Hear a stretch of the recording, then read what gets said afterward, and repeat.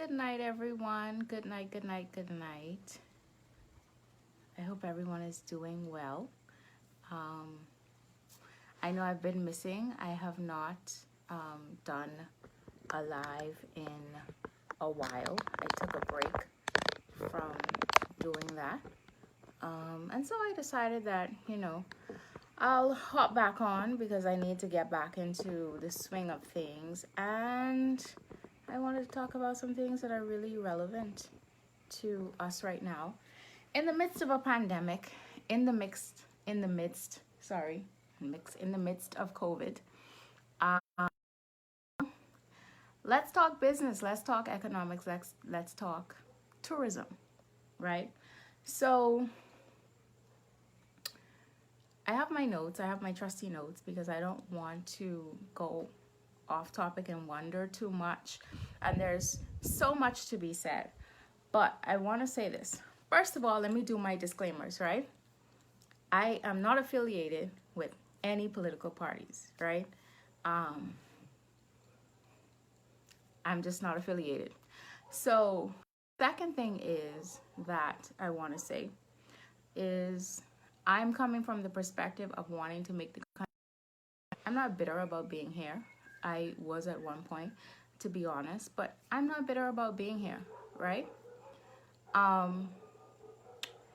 And so I want things to get better. I want us to be solution oriented. That is a big thing for me, right? So I'm going to talk about things that I want to talk about things that are going to move us forward and not just things that are lamenting what's going wrong or what isn't happening. I apologize for the dogs in the background that are not mine. People always think that they are my dogs. Those are the neighbors' dogs, but that's just how loud they are and how many they have. But anyway, I'm not bitter. I've had the chance to go away.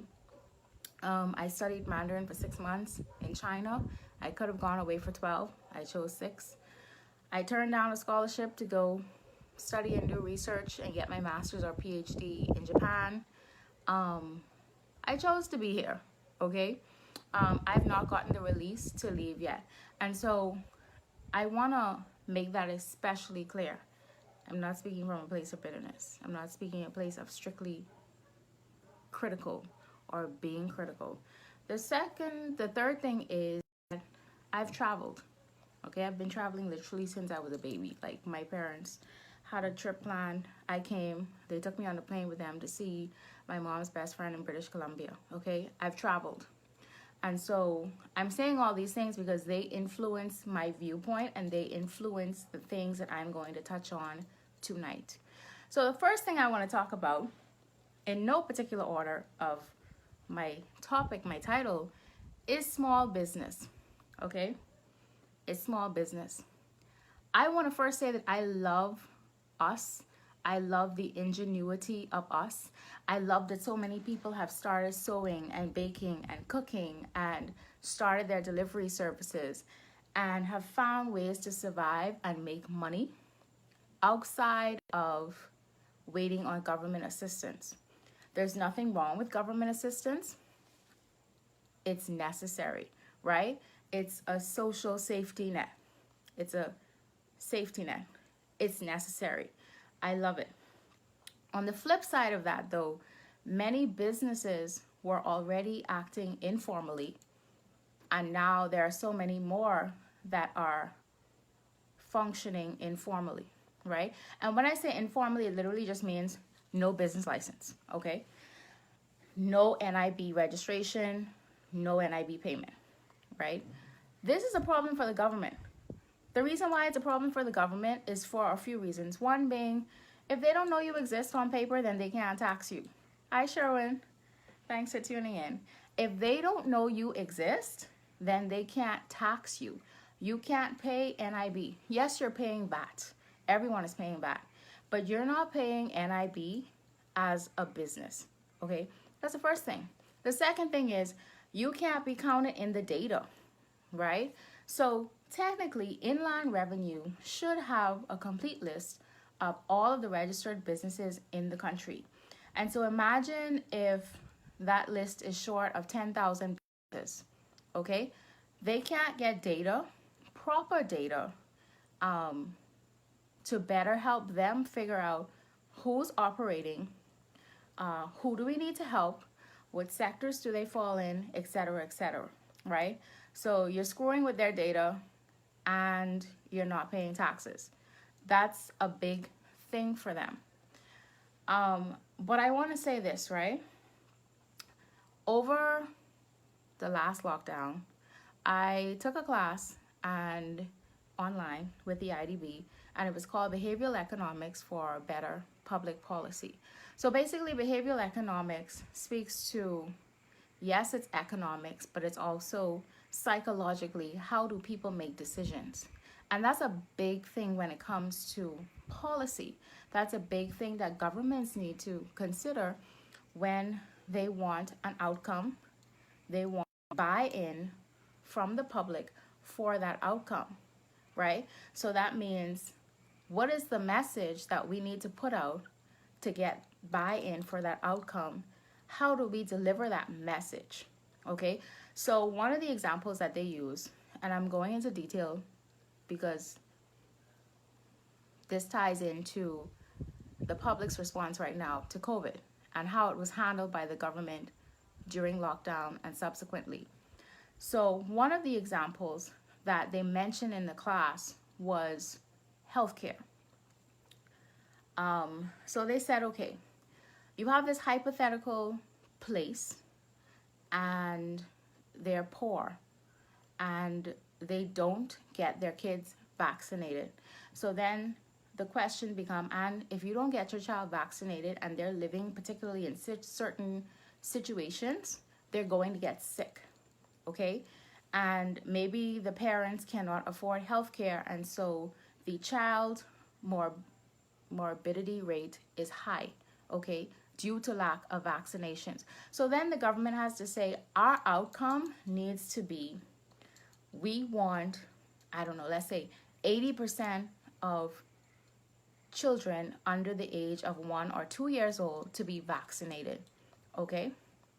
So how the government then decides, how do we convince parents that they vaccinate their children? How do we convince them that it's important? Because yes, you can say your child may die, or the chances of your child dying goes up if they don't get vaccinated.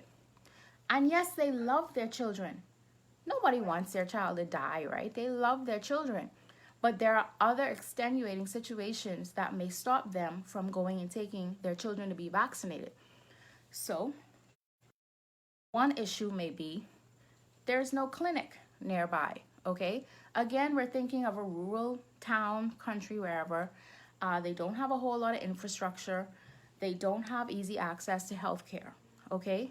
So imagine now you're asking, as the government, for them to take their children to get vaccinated. They have to travel for hours to take them to the clinic, and then they have to wait, and then they get vaccinated, and then they have to travel hours back to get home. So you're asking those parents to forego a day of work where they don't get paid in order to take their children to get vaccinated. So in the back of their minds, they're thinking between, I lose a day of pay, that may jeopardize my ability to feed my children, to buy food, to buy gas for a stove, to do all of these things that are necessary for daily survival, versus the chance that a death may happen due to a lack of vaccination, okay? So then another issue may be, all right, so we've put healthcare clinic in place. It's easy for them to get to a clinic. And for those of you just joining, thank you for joining. I'm explaining behavioral economics, right?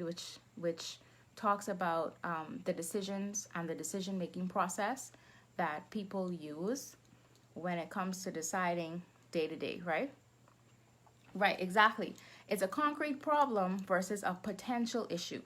The concrete problem is, I get cut a day's pay in order to take my kid to get vaccinated, but my child hopefully would be good, right? Because behavioral economics also talks about how many of us are overly positive, even if we have very little reason to be. We choose to think that, oh, that might happen to someone else's child, but that won't happen to my child, right? So I don't need to do the vaccination thing, or that's not a concern right now. I'll address it later, right? So let's say that the clinic comes closer. They build a clinic, it's close, it's easy to get to. Then the next thing is, okay, well, we still need to get the parents to understand that they still have to take their kids to the clinic. They still need to have buy-in. We have addressed the structural issue, but that still doesn't mean that the people believe that vaccinations are important, right? So then you have to go on a public awareness campaign to explain to people the importance of vaccinations and break it down in a way that they would understand and make it relevant to them. Then another thing is, okay, so people are buying in, blah, blah, blah. And so they start making appointments. They start having intentions to take their kids to get vaccinated. And then let's say today is October 13th. The next vaccination date is January 4th. That's a long time. So now they need reminders. Now you might be like, well, Shana, that's important.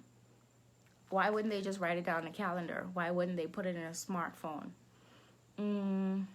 How many things do we forget that we do on a daily basis and we forget to do it? So you're asking them to remember something that is 2.5 months out. That again is, that would be a nice thing to do, but that's not a day-to-day necessity thing to do, okay? So now you build in reminders to help people to remember to show up and take their kids to the clinic on that day to get vaccinated. So it's a whole different multi-step situation, right? And I'm breaking all this down because it applies to, one, the way that information was disseminated to us during the lockdowns and consequently after, right? We saw a stark difference maybe 2, 3, 4 weeks ago in how the PM addressed us in giving more information versus just saying this is what's going to happen. So when you say to us, this is what's going to happen, and you don't say, listen, the reason why I did a sudden lockdown, which he explained later on, the reason why I did a sudden lockdown was because I didn't want you hooligans, I'm just kidding, he didn't say that. I don't want you guys to suddenly leave and go to other islands to escape for the weekend or to escape for the week or two, and then you infect those other people. I'm trying to protect those other islands from you all who have the highest rate of infection. See, for those of us reasoning logical people, we're like, makes sense. Makes sense. But when you just tell us, bam, you lock down, you get a whole different reaction. Behavioral economics is literally all about, it's all about from a policy level, from a governmental level, it's about how you deliver the message. It's the message, but it's also about how you deliver the message. If you don't, as long as you don't speak to us like toddlers and you can actually reason with us and you treat us as logical adults, then guess what? We're willing to reason with you. Then we could understand where you're coming from. And I think a lot of people wouldn't feel like there's too much hands in the power of one person. A lot of people wouldn't have a fear as much as they do of what could be decided tomorrow all of a sudden if things were explained as we went along. We need the messaging and we need to be considered of, we need to be taken into consideration. Yes, we need to be taken into consideration when the message goes out. Point where you can't just dictate to us and we're going to be okay with it. We allowed you to dictate to us earlier in the year when we were locked down for two months, because we trusted that there was a plan coming forth, which doesn't necessarily seem to be materializing yet.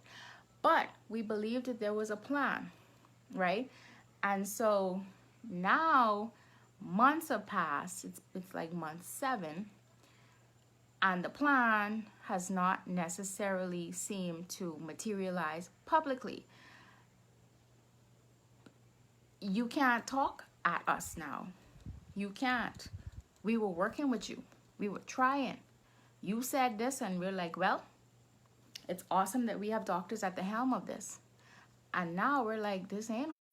We have doctors at the helm of this because we need economists and see what I mean?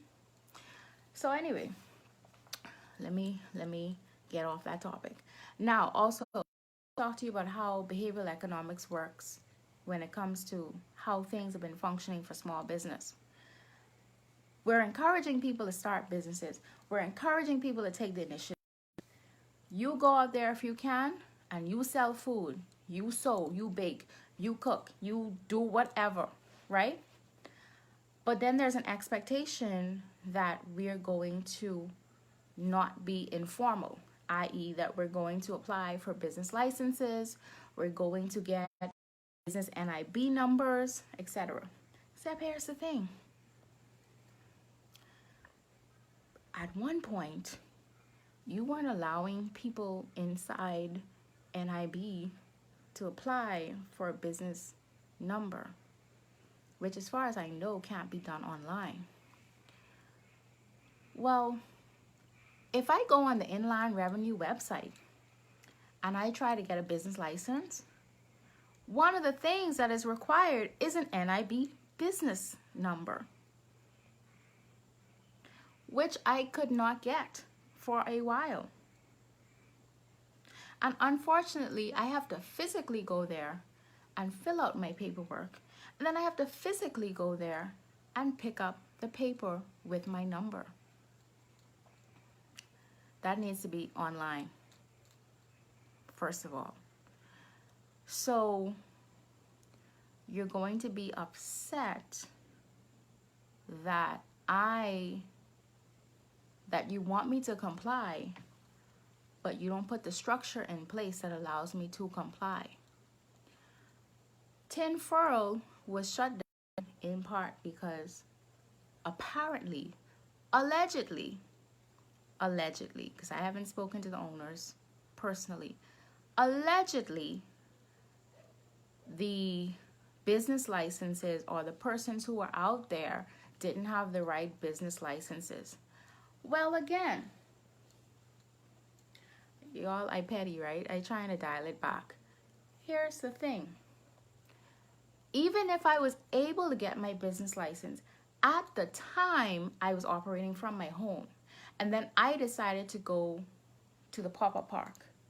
You mean to tell me that I need to divert my energy to converting my license to now I have a physical space? Are you serious?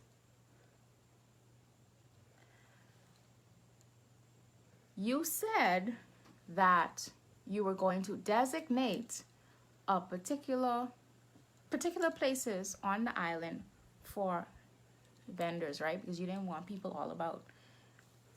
It's now. Were you expecting people to wait on you? Not feed themselves until you choose those designated places? I don't get it. And the funny part is, right, Venture Co-working. Venture Co-working was a co-working space, right? I had my office in there. I won't call the person's name, but there was someone in there who had hell from months trying to get their business license straight. And they kept asking for all these different things, obviously because she was not operating from home, but she had a physical space, right? So it was, okay, you need to go get something proving trash, something proving this, something proving that. And I'm thinking to myself the whole time, she's working in a co-working space that has proven that they have trash collection, that has proven that they have all of these different things. She's operating inside that building, which implies that she also has access to the trash. Why run around to provide these documents and wait for someone to come and inspect when Venture Co-working had the documents? Venture Co-working had been inspected. And then you wonder why people are just like, well, it's easier to get an online, a home-based business license because they don't have to go through all of that. Again, these are structural things that need to be fixed in order for people to move forward and actually be legal and be formal businesses. I assure you, everyone does not want to operate informally, but it's easier to do so. Because truthfully, years ago, the first time I went to NIB to fill out the form to get a business number, I took my lunch break. Of course, I went over the lunch break because I was sitting in there for an hour and a half waiting on someone to photocopy my documents and then waiting on me to be called up to sit with someone at their desk to input the same information that I put on the form into the computer. Then I was told to come back in a couple weeks. And of course, me being me, I was, you tell me come back in 2 weeks, I'll give you 4 because you're not going to waste my time. That process took an hour and a half. And then going back and being in the line to pick up the paper with my number on it took another 45 minutes or so. Structural issues. There are some people who literally cannot wait that long for paperwork that they feel may not benefit them. So, and then I want to say too, like, and you know, back in the day, like when I was working with the Bahamas Chamber of Commerce, I really tried. I said, you know, so many people don't know what the business license process is. We're the chamber. We should have one document that explains to them how to start a business. It should be a master document. We send it out to everybody who asks. Y'all, I never got to make the document. I didn't get responses. I got conflicting answers. And I was, the entire process, I was like, I'm operating on behalf of the chamber trying to get this information. So I cannot imagine how difficult it is as an individual to get information, to get one story, to get one version of information. That was crazy to me. But again, structural issues, okay? These things need to be addressed. Now let's go on to tourism. I'll leave ERC for last. Let's go on to tourism. So myself and many other people have concerns that there's a lack of course, there's a lack of diversification away from tourism. There's a lack of diversifying the economy away from tourism. I happen to not hate tourism. I just don't like that it is flat and non-dimensional. I didn't say one, I said non-dimensional, right? So I think overall we have a decent to good tourism product, but I think we live in such a bubble that we don't understand certain things. One, we feel like we have 5 million people or 6 or 7 million people come here every year. We did. And so we're awesome. We're doing well.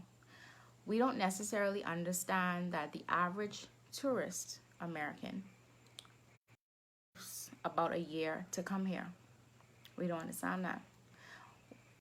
And what is saving us, our saving grace, is we're so close to the US, as we all know. Because I can assure you, If we were further out, we would have a problem. It's easier, it's cheaper, let me say this. It's cheaper for an American to fly, an American who's probably not in Florida, to fly from where they are to Costa Rica, and the Costa Rican dollar, I don't know what it's actually called, and the US dollar, they can get so much more there. Tourists here always talk about, it's expensive. Hotels are expensive. Food is expensive. Excursions, some of them are expensive. They comment on these things. That's why it takes them a year at least to save up to come here, okay, for a vacation. When they come here, you get which plays Bahamian music. A lot of the things that are sold are, most of the things that are sold are not Bahamian, not native, not a representation of our culture at all. So then my question is, what experience are we selling? I don't understand when people say we play this type of music, or we sell this type of food, or we sell these types of products because we want them to feel comfortable, that they're here, and we want to seem familiar. Same with sometimes people switching up how they speak to sound American when they're talking to Americans. They didn't come here to visit Little USA. They just didn't. They did not come here to speak to people who sound like them. They did not come here to listen to music that they could hear when they turn on their radio. That's all I'm saying. We have a wrong perception of tourism. But even from a higher level, right? There's very, and this is not an attack on any vendors, but there's not a whole lot of diversification. Again, we're not aware of competition. And one thing that we also have an issue with in general, this is not even with tourism, in general, is that there's a lack of competition within us and between us over the right things. Let me explain. A lot of us are in competition with each other over dumb things. Finances, clout, social media likes, trying to keep up with the Joneses, right? Exactly, they did not save a year to get a US experience. There are a lot of us in competition with each other for the wrong things. Now, let me give you an idea of what competition really looks like, and we suffer because we don't have this. Back in college, I had most of my friends were Chinese and Indian, okay? I was like the black. It was fine. They accepted me as I was. And, I remember one of my Indian friends saying to me, you know why I like being here? He was talking about the US. He said, because when I was in India, I wasn't special. This is a man who was pursuing his master's degree in engineering. All of my friends were pursuing their masters in engineering, architecture. Was there anything else? It was mostly engineering and architecture, right?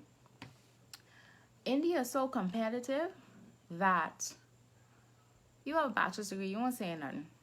Like, you're going to end up staying right down here. You ain't saying nothing. With your little bachelor's degree, you might live a comfy life. You might, depend on what you call comfortable. A lot of them, if you're ambitious and if you could afford to go to school, you're going to get a postgraduate degree because it's competitive. It's hard to get a job. There's so many of them. There are so many of them. They have to compete for jobs. In China, they take one exam their final year of high school. This exam, for them, determines the trajectory of the rest of their life. And I'm not even being dramatic. Because when I first found this out, it blew my mind. Like how in the 12th grade, they'll tell you, well, the BGCSE determines a whole lot for your future. No, that's a joke. This one exam determines the tier of school that they get into.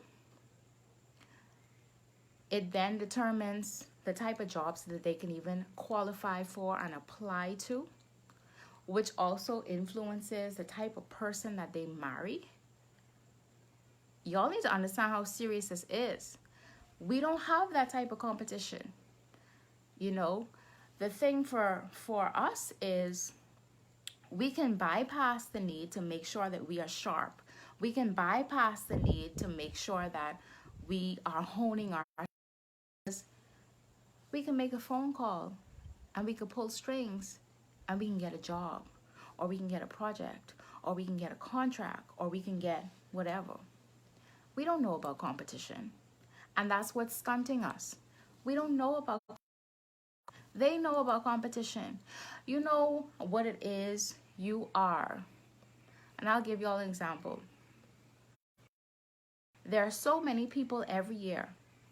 I'm talking about Chinese students every year. If they don't meet that mark on that test, many of them commit suicide. That's how deep that is. We don't commit suicide because we got a D in math. They commit suicide because guess what? One, if you didn't score high enough for your family, you brought shame to them. Two, they already know, I didn't do well enough. My life is going to be this. I don't want that life. I'm done. That's how deep it is. That is how deep it is. And when I had that conversation with my roommate, I had a Chinese roommate, I couldn't believe it. I could not believe it. And she told me this from her perspective, because she didn't get into like the top 1 or 2 tiers for her exam, right? And so she spoke to me about the impact of that and how it caps you off. Like literally, it's like if you're the top 10%, then you go to this school. If you're like that next rung of the 20%, you go to this. That next 30%, you this. The next 40% is this, and it goes down and down and down, to the point where like you might as well not even apply to college, because who's going to take you if you don't perform at a certain level? Ain't no scholar, ain't nobody gonna feel sorry for you and let you in. No. So you on that day and you can't perform. That's how serious this is. We don't have those types of conditions, and I thank God for that. But at the same time, nepotism overrides any type of real competitive environment that we can have. And so therefore, we're not pushing each other. We're not pushing ourselves. There are many of us who are pushing because we have an internal desire or need or drive. But a lot of people, the competition isn't there. They might thrive, but they don't have, they can make a phone. Why they have to work hard for a job? Why they have to do certain things? That's just how some people live, right? And so competition is really, really hurting us. I'm scared, honestly, too, that we aren't talking about the need to develop and evolve our skills. We think, and when I say we, the powers that be, think that tourism will always be here, and that there will always be a need for the types of jobs that exist now. Y'all understand that you can go to an airport now, maybe not LPIA, but I've done it before, and a lot of us have. You can go to the airport and you can check in for your flight without ever dealing with an agent. You could check in online beforehand. You go to a kiosk. You print off your boarding pass. You print off your baggage baggage tag, bag tag. You put it on your bag. You put it on the belt. At no point did a human being help you. It may come to that in the tourism industry. Where is there going to be a place for the front desk concierge, for the maid? Where is there going to be a place? Back when I went to China in 2013, I noticed something. You have your card, you get your card, you walk into the room, You swipe to get in. In order for the electricity, the lights, and the AC to come on, you have to slip your card into a slot on the wall. Your room key activated the electricity in that room. In order for you to leave the room, obviously, you're going to take your key with you so that you can get back in later. As soon as you move your key out of that little slot, everything in the room shuts down. Your lights go off, your AC goes off. Why? And remember, y'all, I said this was 2013. This was 7 years ago. Why are we not talking about that and encouraging our students and our people to think ahead like that? Why are we not talking about tech and pushing our people to tech? Y'all, and this is no hit. This is no hit against any sectors or any jobs. If my nephew comes to me and he says, Anishana, I want to be an accountant or I want to be a lawyer, let's think about this, because there's enough. Let's think about this. How are you going to make it work for you in the long term in those areas? I'm so happy that my brother is an app developer. He'll always be working. We're moving towards apps. We're moving towards a world where every business is going to have an app eventually. There's going to be little reason to go on www.whatever app on your phone, okay? I have plans for that little boy. He's 10. 9? 10, Lord. Help me. Anyway, I have plans for him to learn how to code next summer.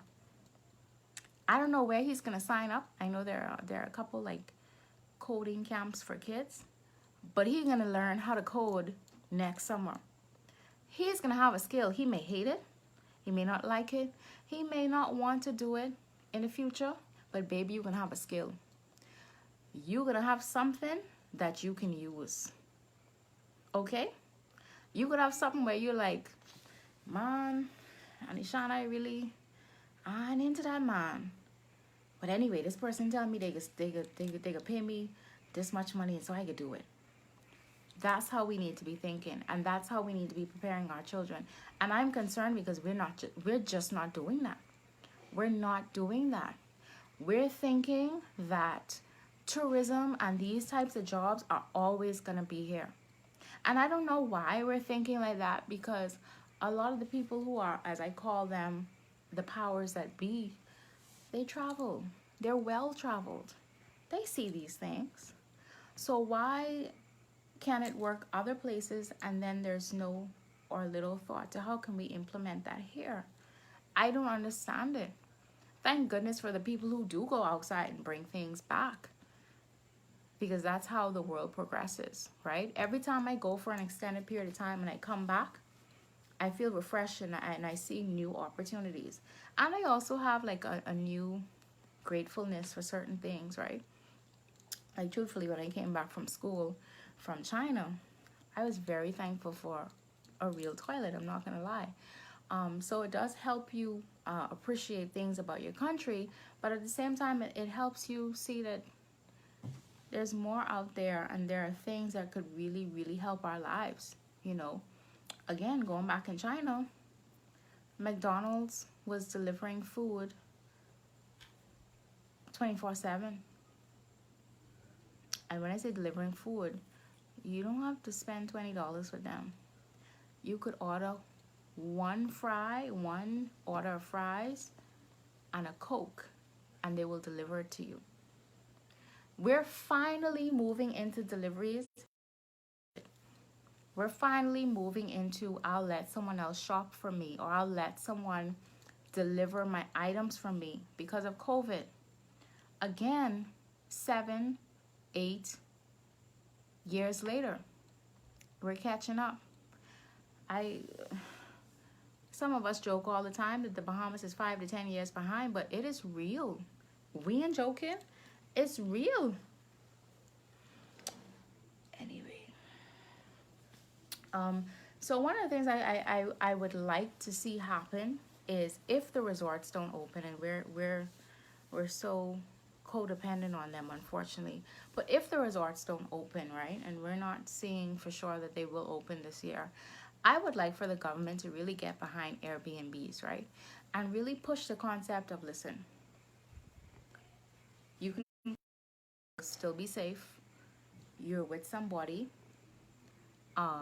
You are with or staying at a place that has certain sanitization measures that they follow. You get to choose who you're around. You're not socializing with a bunch of strangers that you don't know. It's you and your family, or you and your significant other, or it's just you. And guess what? Y'all, I had a friend who got married, and this was years ago, like 2012, like 2011, 2012. And they went on honeymoon to Sandals Emerald Bay. Not once. They were here for almost a week. Do you think they ever left that resort? They did not. Never. Did not. If the food wasn't from the resort, they don't know about it. If the beach wasn't on the resort property, they don't know about it. A lot of people who come here do not leave Atlantis' property. They do not leave Baha Mar's property. This is no knock on them, right? Because as long as they stay on property, they'll spend more money. So I get it. It's economics.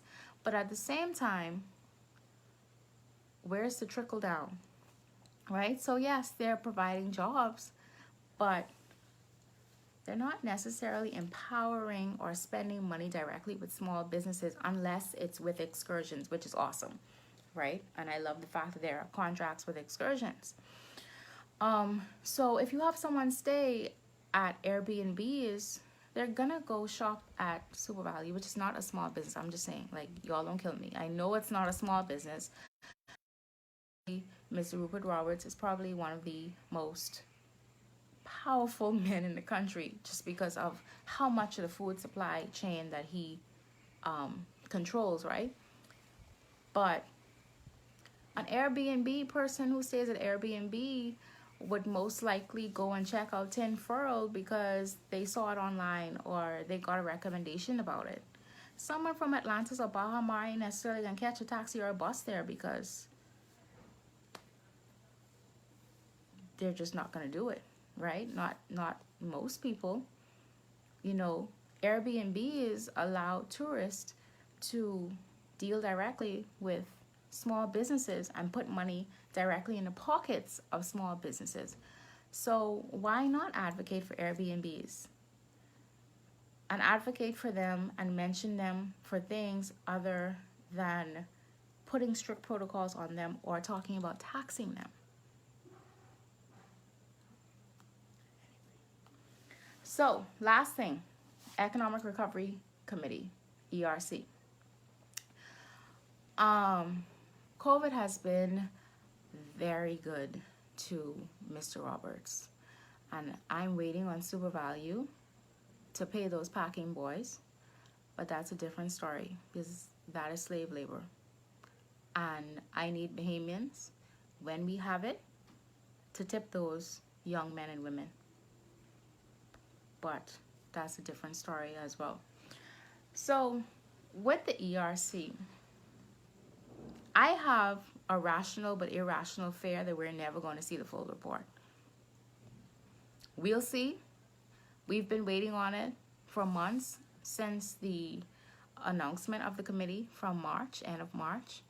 I believe the report was tabled last week, or was supposed to be in October. I fear that we're not going to see the full report, which I'm kind of okay with, right? But then I need you to give us the salient points of the report, which probably all of it is supposed to be salient. My question too is, when the ministers spoke, representing their ministries, what were they speaking from, right? Because the ERC, if you look at the subcommittees, if you look at the committees and the subcommittees, they were supposed to kind of fall under different ministries. So was the ERC report a standalone versus the minister's reports that they gave? Were the two supposed to overlap? I don't understand. I didn't quite understand why the ERC report didn't seem finished, but the ministers were giving their. I don't understand why they would be two standalone things. But anyway, I don't understand why the response has been slow, as with many people, right? Because for the DPM to say that, I don't remember his exact words, the playbook is out the window or something like that, that says to me that you can't operate the way a government normally operates, which is bureaucracy and slow timelines. This document, and I get it, a lot of consultation, blah, blah, blah. But, I mean, it's October. It is mid-October. Part of the reason why so many of us were so compliant initially in those 2.5 months lockdown is because the government told us that the ERC has been put together and they're going to come out with a plan and that will be communicated to us. That's part of the reason why so many people, and I'm not excusing it, but that's part of the reason why so many people are non-compliant, because they're like, you full of crap. Do I agree with that 100%? No. Do I agree with not being compliant? Absolutely not. Because I get the work that it takes when it comes to compiling a bunch of information and, you know, after consultations, putting opinions together, trying to see if it's feasible, the research, all of this and that. I get that. But this is not somebody who is, this is not someone who is ignorant of certain processes. When I was with the IDB, I was the support to the consultant who put together the private sector assessment report that was published back in 2012, 2013. Okay? So I'm not ignorant to how the process goes, but the process ain't a 7-month process. It didn't need to be. It doesn't need to be. Or 8-month process. You know? We, the general public, needs to know that there's a plan. Absolutely, COVID is causing us to have to be fluid, and COVID is throwing curveballs at us that we never expected, and a lot of us didn't expect to be in this position so many months later. When I was telling people that we'd be wearing masks at least through the end of the year, I got a whole lot of, girl, you crazy? You can't be serious. I mean, I don't know what to say. What y'all thought? I mean, if you're watching what's happening on the other side of the world, you just pop up in for us it was February, March. This thing was around the other side of the world since November, December, almost a whole. Okay, let's see if my data kicks back in. Okay, my data did kick back in. I'm not speaking from a place of bitterness. I had sent an email to the ERC to consider being on one of the subcommittees. I was asked to be on another subcommittee. I turned it down. I wasn't comfortable with signing a particular document. That's it. Life goes on. Like, I'm not bitter. I wanted to serve on it, right? I wanted to contribute. At this point, I want to read. I want to know, what is the plan? What is the plan? What is the plan? What is the plan? What is the plan for the graduates who just graduated from school? What's the plan for education, virtually and long term? Because education can't remain the same given that COVID has exposed some opportunities and some threats. What is the plan? What is the plan for us to be less tourism dependent and less Nassau, New Providence tourism dependent? What is the plan? What is the plan to engage the creative economy? What is the plan? I saw a great idea underneath a Tribune. I think was it the Tribune or the Guardian? Someone posted on an article. They said that one of the American Airlines, anyway, it wasn't American Airlines, an airline somewhere in the world was conducting flyovers, right? And so they charge people, they get on the plane, they fly over and do a visual tour, and then they take the people back to their destination. I mean, listen, why can't that work for Bahamas Air? They're having problems making payroll. Why can't you allow people a round trip on a flight where you fly over? I see you answering my question. where they fly over our islands and our keys, and they see and they get a tour.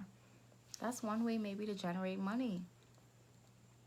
You know, why can't we look to Hollywood or a Hollywood type of setup where we incentivize someone like a studio or a celebrity who wants to get into having a studio, have them make a studio here, right? And this isn't my original idea, guys. Like, someone said it to me in my presence where they said, why can't Tyler Perry have a studio here? I mean, maybe not him, but you could incentivize them, build a studio here, but just make sure that, you know, X amount of Bahamians are involved in all of your projects that you shoot. I mean, they could do it with The Point, right? They could do it with other, they could do it with resorts. We have to have a standard when it comes to when people come in our country. What are the requirements beyond just employment? Because you could say you have to have 70% employment or whatever the figure is, but I mean, most of your staff are line staff and people who make minimum wage or have to rely on tips and gratuity. And I'm not downing any of that. I'm just saying. But then you're able to bring in your foreign staff who get paid really, really well, and they normally go untouched until things go really bad. Let us be in there too. You could say your management has to be X amount of locals, X amount of Bahamians. But see, again, when you negotiate from a place of begging, then you have to take what you could get. And unfortunately for us, that is and has been our position, you know. But I pray that we become the lender and not the borrower, that there can be a miraculous turnaround. I pray that there will be policies that are put in place genuinely to help small businesses and to help the business community in general in this country. I pray that ideas that are progressive actually get to take hold in this country, right? And that when we go, we'll come back. Because 60 to 70% brain drain, you can't develop a country like that.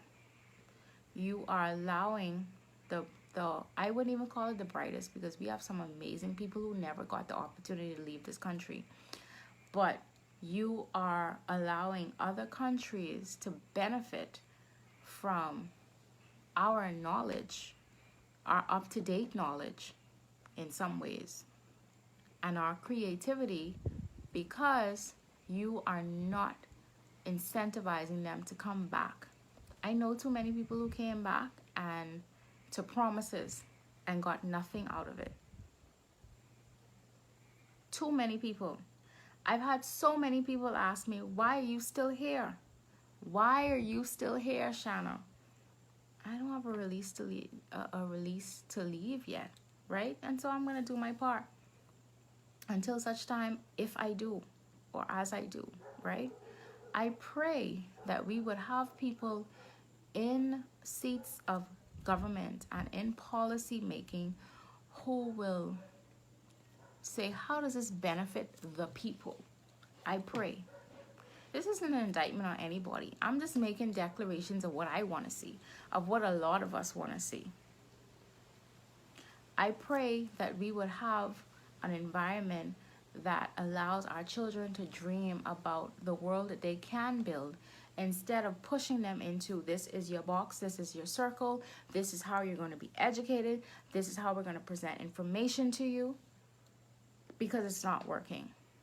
And I don't know how or why we are accepting that a D average is a pass, so we're okay. How?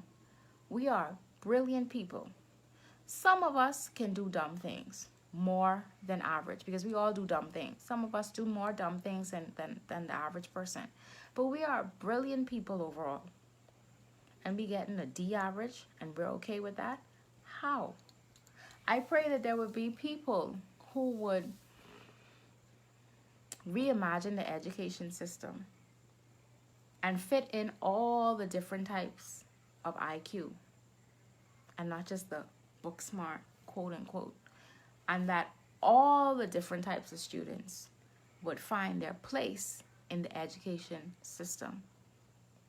I pray that people who come here with intentions of robbing the country of its resources, whether it be the natural resources, the people, the money, whatever it is, I pray that even as they go to those little meetings and as they put in their paperwork, that they'll get blocked by people who see and perceive what the intention is. Okay? I pray that we will have an even greater spirit of creativity. Creativity to the point where we make it happen, just like, that shouldn't have happened. That shouldn't have happened. But that we would have the creativity of God even more so, because we are such a brilliant and creative people. And that God would not just give us the idea, but the strategies, right? And that there will be no hindrances in government, in policy, in law. One of the things that I hate to see is when, you're filling out the business license form online, and then your business doesn't quite fit into any of the categories that are listed, and you can't necessarily add that category. Or if it falls out of whatever the categories are that are listed, they give you a hard time because they don't understand the concept of what it is that you're trying to do. It's not something crazy all the time, but it's outside of their realm of, this isn't what the typical Bahamian business does. This isn't what the typical Bahamian businessman thinks of. This is something that we would consider or be more receptive to if a foreigner brought it. And they may not say that, but that's how some people operate. I just pray, and I stand in the gap with the other people who are praying as well, that things will get better. We have to have hope that things can get better. Because if we're always constantly saying that things cannot get better, then we become our self-fulfilling prophecy. And so we just have to decide, what part am I going to play? What part am I going to play? You don't have to play like a huge part. You really don't. Your part to play might literally be, this is a good idea and I can introduce you to someone who could help you flesh it out. That might be your part to play with various people. Your part to play might be to draft legislation to help businesses. Your part to play might be to show people how to grow food in their backyard. Whatever your part to play is, find it and do the work. And let other people know that that's what you're doing. Because the people will come alongside you who are supposed to come alongside you. That's my last point. Find what you're supposed to do. Let people know. And those who are called to help you, to serve with you, they will come alongside you. I can tell you that. So thank you for listening. This was a lot longer than it was supposed to be. And thank you for watching live and on the replay if you're able to catch it. I appreciate a live that my data has not dropped since I had to switch over. And I appreciate that. And I hope it continues. I shall not name the other company that caused me to have to switch over to you, which is your parent. But anyway, good night.